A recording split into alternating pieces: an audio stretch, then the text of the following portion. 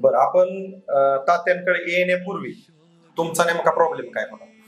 मला शेतामध्ये काम करत असताना एक इलेक्ट्रिक लाईटचा शॉक बसला होता. बरं शॉक बसल्यानंतर मी दवाखान्यामध्ये 20 दिवस होतो. बरं नंतर घरी आलो, पण ती दवाखान्यामध्ये मला कुठलाच प्रॉब्लेम सापडला नाही डॉक्टरला.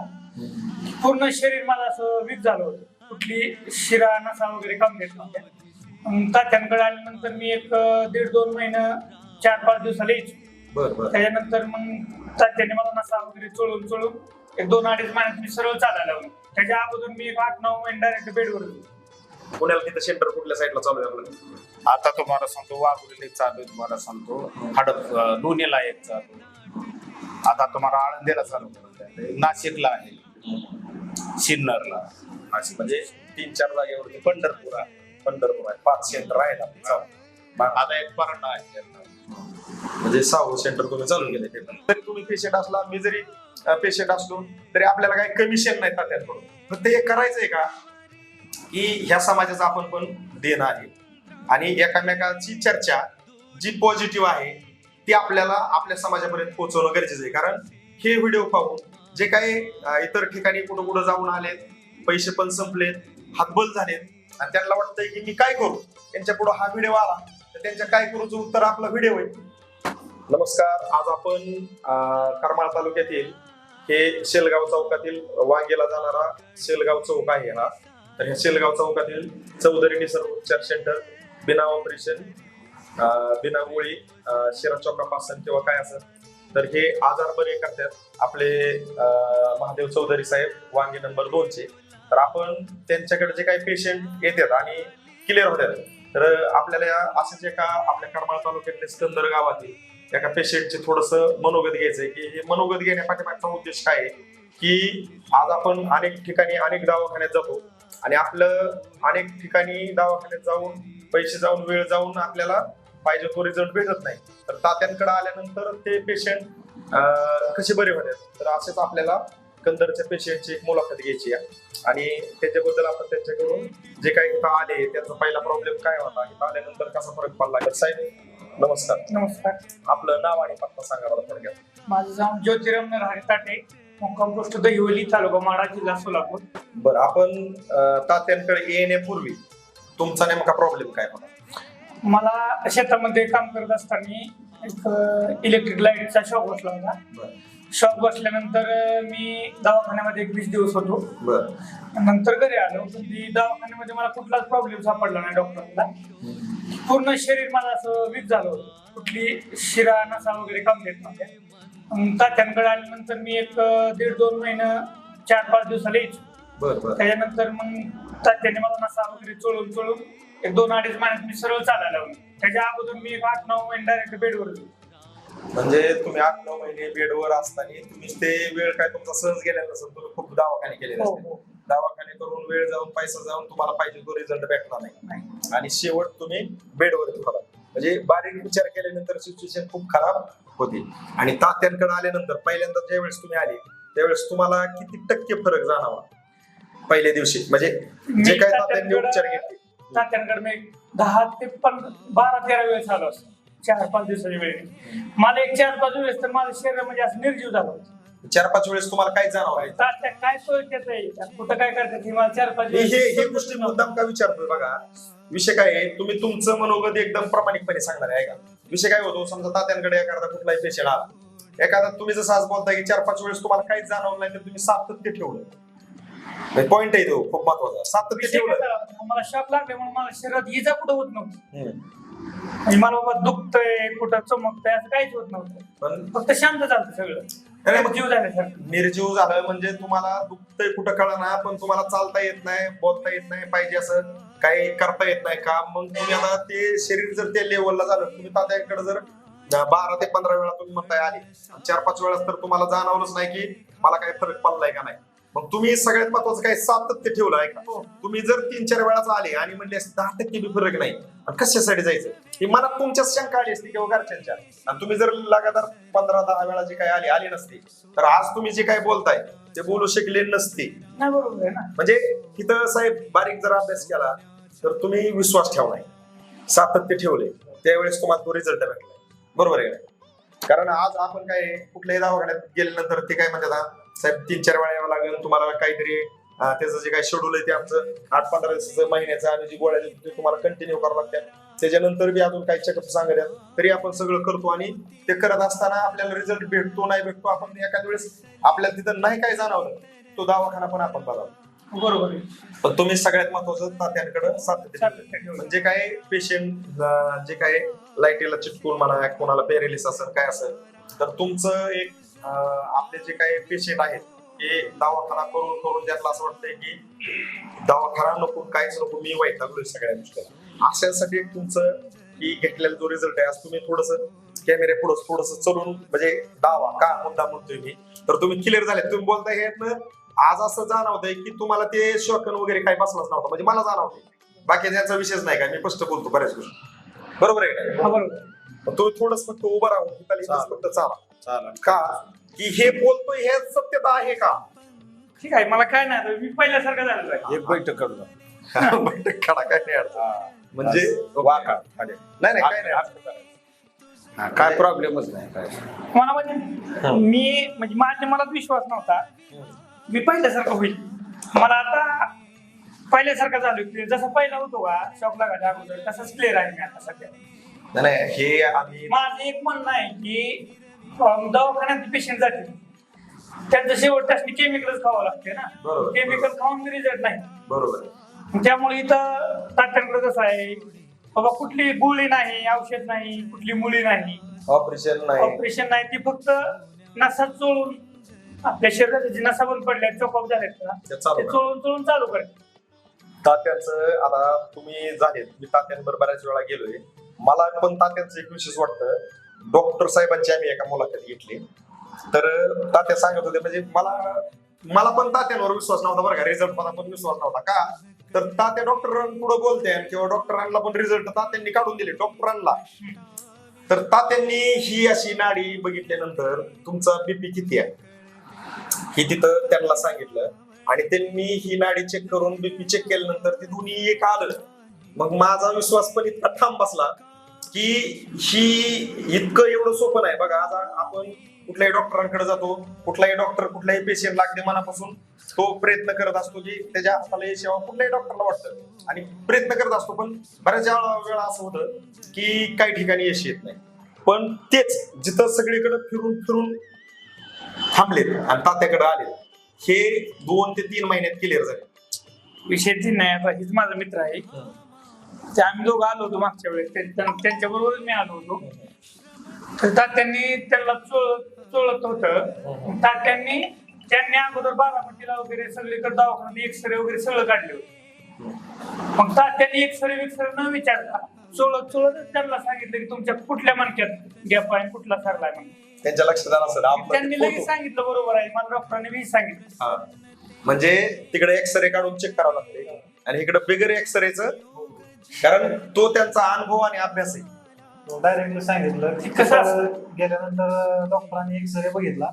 एक्सरे बघितल्यानंतर बारामतीला गेलो होतो, तिथल्या डॉक्टरांनी एक्सरे वगैरे बघितला, सांगितलं मग L3 L4 मध्ये तुम्हाला प्रॉब्लेम नाही, तुम्हाला थेरपी घ्यावं लागेल. 2 थेरपी घेतल्या पण काय असं रिझल्ट काहीच मिळाला नाही. ह्यांची आता हे आमचे मित्र जाईल शेजारीच पण आहे, मग ह्यांचा रिझल्ट माहित होता. मग ह्यांना घेऊन ह्याच्यापूर्वी 8 दिवसापूर्वी आलो. दुसरी चक्कर आहे. आता ही दुसरी चक्कर आहे. त्यावेळेस आल्यानंतर मग तात्यांना हार्टबीट वगैरे बघितलं, मग फक्त विचारलं पुढे बघतोय, डायरेक्टली सांगितलं की तुम्हाला L3 आहे, म्हणजे L4 मध्ये मणक्यामध्ये प्रॉब्लेम. मग मी म्हणलं तुम्ही कसं काय, कारण मी तर तिथंच माझा विश्वास बसला की बाबा काहीतरी, म्हणजे माणसानं हात घेतला तरी समजते म्हणजे काहीतरी आहे. बरोबर आहे. तुम्ही आता ही दुसरी चक्कर आहे, तुम्हाला किती टक्के रिझल्ट जाणवतोय की बाबा पहिलं तुमचं जे दुखत होतं ते मणक्याचं, आणि आता तुम्ही थोडक्यात ही दुसरी स्टेटमेंट घेतली, तर तुम्हाला किती आता सध्या, म्हणजे आता सांगायचं गेलं तर तिथून इथं उठून आल्यापासून इथं आता असं मला आता शरीरात जाणवतंय की असं म्हणजे आपलं रक्त कसं पळतं, आता असं पूर्ण अंगात ह्यांना आताच थेरपी तुमच्या तिकडच गेलेले, असं आता शरीरात जाणवतंय की असं आपलं रक्त म्हणजे चालू झालं. बरोबर आहे. म्हणजे आपल्याला आपला बीपी वाढल्यानंतर कसं आपलं एकदम शरीर दाबतं तसं आता जाणवतं असं पूर्ण नुसतं जिथं दुखत होतं ते तर पूर्ण पण झालं असं रक्त सुद्धा एकदम असं म्हणजे सुरळीत चालू झालं असं म्हणजे ते शिराच्या वेळेस चॉकअप होत्या, पूर्ण, थांबत्या, हा. त्यावेळेस जे आपल्याला ठणका लागतो शरीराला आणि हे शिरा चालू झाल्यानंतर तो ठणका बंद होऊन शरीर एकदम ज्यावेळेस सुरळीत चालतं त्यावेळेस ते जाणवतं पण जाणवतं, हा. मग ते जे जे झालाय हा. आपण हे बोलण्यात ते दावू शकत नाही, नाही. नाही. तात्या तुम्ही आता ह्या अगदी निसर्ग उपचार जे तुमचं चालू आहे सौंदर्य निसर्ग की तुम्ही ह्या क्षेत्रामध्ये किती वर्षापासून कार्यरत आहे? माझं जर आता 20 वर्ष झाले. 20 वर्षाचा तुमचा गाडा अनुभव आहे. तुमच्याकडे कुठले कुठले पेशंट क्लिअर होतात? म्हणजे मी मुद्दाम का विचारतोय, हे व्हिडिओ पाहत येणारे जे काही आपले पेशंट मंडळी आहेत की त्यांना प्रत्येकाला वाटतं की मग माझ्या दुखण्याचं नावच घेतलं नाही. मग तुम्ही कशा कशावरती तुमचं, मला माहिती सगळं पण मी मुद्दाम तुमच्या तोंडून अर्धांगवायू जर असेल, बरं उजव्या बाजूला जर असेल तर मला सांगतो 75% 90% पूर्ण बरा होतो. पायाचा प्रॉब्लेम सॉल्व्ह होतो. जर डाव्या बाजूला असेल ते हाताचा प्रॉब्लेम जी चालताना असं हातावाकडा होणे हे करणं त्याला टक्केवारी कमी आहे पण चालायला फरक पायाला फरक पडतो. बिगर ऑपरेट 50च्या आतील अर्धांगवायूचं 50च्या आतील बिगर ऑपरेशनचं असावं. मणक्याचं बी येतं आणि मानातल्या मणक्याच्या 3ऱ्या 4थ्या किंवा कमरेच्या 3ऱ्या 4थ्या मणक्याचं असं चालता येत नसेल, 100 फुटावर चालता येत असं त्या माणसाचं बिगर ऑपरेशन झालेला असावा. बीपी शुगर असलं ते चालू शकते पण बिगर ऑपरेशन त्याला आम्ही 100% बिगर ऑपरेशनचे तुम्ही पेशंट क्लिअर करताय. आता बॉलचं तुम्हाला रेमडेसिवीरचे इंजेक्शन घेऊन घ्या करोनाच्या काळात बरेचशा बॉलचा प्रॉब्लेम आलेला आहे पेशंट. तर एक पित्ती ही पित्ती माणसं इथे येऊन माझ्याकडून नीट होऊन गेलेले आधी येताना उचलून आणलं होतं असं. जाताना तुम्हाला सांगतो तुम्हाला उचलून आणलं फक्त आता फक्त दाडाला धरून 3ऱ्या बारीला ती दंदाना 2ऱ्या मजल्यावर आलं की चालत गेलं ती मला इकडच होतो हे युपी. नाही तुमच्याकडे पेशंटचा खूप मोठा अनुभव. मी मुद्दाम काय गोष्टी काय विचारतो, ही जी आहे ती भगवंताची कृपा आहे. नाही नाही हो हे आपण केलं पण काय नाही डोक्याचं तुम्हाला सांग मला अनुभव आहे भगवंताची नाही, साथ तुम्हाला आहे. त्याच्यात सगळ्यात आपण केलं पण आपण म्हणत बी नाही. नाही तुम्ही धार्मिक आहेत, माळकरी, त्यामुळे तुम्हाला सवक आहे. हे करतोय आपण निमित्त आहे करून घेणार ते की तुमचं मन मोठं आहे. आज मार्केटमध्ये थोडस काही यायला लागलं की मी येतोय त्याच्याकडे, तुमच्याकडे ती नाही. आणि सगळ्यात महत्वाचं तुमचं हे जे कार्य करताय तर तुम्ही हे तर काही माणसं बघून कार्य करीत नाही. गरीबातला गरीब जरी आला त्याच्याकडे फी दे जरी पैसे नसले तरी तुम्ही त्याला पण करताय क्लिअर आणि ज्याचं काही परिस्थिती चांगली त्याला पण करताय. आणि तुम्ही इथंच आपलं शेलगाव चौक नाही करमाळा तालुक्यातला तर तुम्ही अगदी पुण्याला पण जाताय. पुण्याला तिथं सेंटर कुठल्या साईडला चालू आहे आपलं? आता तुम्हाला सांगतो वाघुलीला एक चालू आहे, तुम्हाला सांगतो हडप लोणीला एक चालू, आता तुम्हाला आळंदीला चालू करायचं, नाशिकला आहे, सिन्नरला, नाशिक म्हणजे 3-4 जागेवरती पंढरपूर आहे 5 सेंटर आहेत आपले चालू. आता एक पराठा आहे आता. म्हणजे 6 सेंटर तुम्ही चालू केले ते पण म्हणजे तुम्ही रोज बाहेर आहे. आम्हाला तुम्हाला सांगतो तिथं पेशंट जमा होते ते जवळ असलं अंतर असलं तर त्या पद्धतीने आम्ही तुम्हाला एवढी पेशंट गोळा करा म्हणतो मी आणि मुलांनी तुम्हाला सांगतो नॅचरोपॅथीचा कोर्स गेलेला आहे 3-3.5 वर्षाचा. अकोला येतो अनुभव असो लायसन असो. नाही तुम्ही सगळ्याच गोष्टींनी योग्य आहे त्याचा काही विषय नाही. तर ज्यांचं काही तर आम्ही नीट करायच्या आधी समजा पैसे एकदम घेतच नाही ना बाबा टप्प्याने तुला फरक पडला तरी दे बाबा. नाही त्याचा विषय असा आहे माझ्या बारीक अभ्यास केला. लोकांचा फसवायचा प्रश्न नाही तुम्ही आता मी बी आमच्या आईला पण तुमच्याकडून केले क्लिअर, मी वैयक्तिक क्लिअर झालेलो विषय काय नाही. आमचे खूप मित्र मंडळी तुमच्याकडे पाठवून दिले ते क्लिअर झालेले. पण तो विषय काय आहे आपण हे मुलाखत देण्यापाठी मागचा उद्देश काय आहे, आज साहेबांना फरक पडलाय त्यांना फरक पडलाय आपल्याला हे सातत्य चालू ठेवायचे. आज आपण ही व्हिडिओ जर नाही काढली तर हे पाहणारे मंडळींना असं वाटणार आहे का त्यांनी ते काहीतरी चालू केलं वाटतं निसर्गोपचार सेंटर आणि ते आता बंद आहे वाटतं कारण त्यांचे व्हिडिओ वगैरे काय दिसत नाही. तर जे आपल्याला जे चालू आहे ते आपल्याला फक्त त्याचं सातत्य म्हणून आपल्याला हे व्हिडिओ टाकत राहिले. कारण ह्याच्यातनं विषय असा होतो की तुम्ही कोणाच तरी नातेवाईक असणार आहे, तुमचे नातेवाईक कोणतरी असणार आहे, कमीत कमी तुमचे नातेवाईक तरी तुम्हाला विचारणार आहे हे खरं आहे का खोटं आहे. बरोबर त्यावेळेस तुम्ही सांगणार आहे जो तुमचा अनुभव येतो. कारण ह्याच्यात कुणीच कुणाला एक्स्ट्रा काही सांगू शकत नाही. ह्यात काय तुम्हाला आम्हाला जरी तुम्ही पेशंट असला मी जरी पेशंट असलो तरी आपल्याला काही कमिशन नाही तात्यांकडून. फक्त हे करायचंय का की ह्या समाजाचं आपण पण देणं आहे. आणि एकमेकांची चर्चा जी पॉझिटिव्ह आहे ती आपल्याला आपल्या समाजापर्यंत पोहोचवणं गरजेचं आहे. कारण हे व्हिडिओ पाहून जे काही इतर ठिकाणी कुठं कुठं जाऊन आलेत, पैसे पण संपलेत, हातबल झालेत आणि त्यांना वाटतंय की मी काय करू, त्यांच्या पुढे हा व्हिडिओ आला तर त्यांच्या काय करूचं उत्तर आपला व्हिडिओ आहे.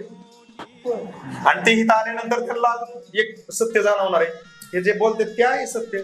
आणि मग सत्याला सत्य भेटलं की जसं थोडक्यात वगळीचं पाणी वड्याला, वड्याचं पाणी नदीला, नदीचं पाणी समुद्राला मिळतं, असं सत्याला सत्य भेटलं तर त्याचं एक थोडक्यात रहस्य वेगळं असतं आणि आनंद वेगळा असतो की प्रत्येकाला मग एक जाणीव होती की पुण्याचं काहीतरी खरं आहे हो. नाही तर आज मार्केटमध्ये असं झालंय की घरातलं ऐकायचं बंद झालंय, बाकीच्यांबद्दल बोलणं चुकीचंच आहे. कारण घरातलेच ऐकत नाही अशी परिस्थिती, आज संस्कार लयाला चालले. समाजाविषयी काम करणं, आपल्या माणसांविषयी आपुलकी असणं, या गोष्टी खूप दूर होत चालल्यात. माणूस नुसतं म्हणतंय बोलता बोलता तो माझा नातेवाईक, तो माझा नातेवाईक, पण दारावर जाते कधी तो त्याच्याकडे वळत नाही, तो त्याला कॉल करीत नाही, असं मार्केट झालं. तर तुम्ही अगदी मनापासून जे काही दोघांनी पण आपल्या पेशंटसाठी माहिती दिली त्याबद्दल तुमच्या दोघांकडून आमच्या तात्यांबद्दल जे काही आपले पेशंट पाहणारे आहेत, तर ज्यांना काय असं वाटतंय की माझा मणका दुखतोय, गुडघा दुखतोय, पॅरेलिस आहे, कोणाचा शिरा चोकाप आहे, कोणाला जे काय आहे, त्या व्हिडिओ मध्ये तात्यांचा नंबर टाकला जाईल. पहिला एक कॉल करा, तात्यांना विचारा की आमचा असा असं पेशंट आहे, तुम्ही ह्या शेलगाव चौकात कधी असताय, करमाळा तालुक्यातल्या किंवा पुण्याला कधी असताय. तात्या सांगतील कुठल्या कुठल्या तारखेला कुठल्या कुठल्या वारी ते तिकडे असतात, परांड्याला असतात किंवा नाशिकला असतात. तर तुम्ही ज्याच्या त्याच्या पद्धतीने तात्या ज्या साईडला असतात त्या ठिकाणी तुम्ही जाऊन एक वेळेस, दोन वेळेस, तीन वेळेस जाऊन या. कारण आज आपण दवाखान्यात किती पैसे घालतो, तिथं वेळ देतो आणि आपल्या हाताला काही लागत नाही. तात्यांकडे ऑपरेशन करायचं नाही, गोळी खायची नाही, काही नाही, आणि एक 10 ते 15 मिनिटात तात्या जे काय आहे त्यांनी सर्व उपचार करून आपल्याला बरं करण्याचा प्रयत्न करतात. तर तुम्ही सर्वांनी आपल्या पेशंटसाठी जे काय मनापासून माहिती दिली त्याबद्दल तुमच्या सर्वांच्या वतीने सर्वांचं मनापासून खूप खूप साहेब धन्यवाद.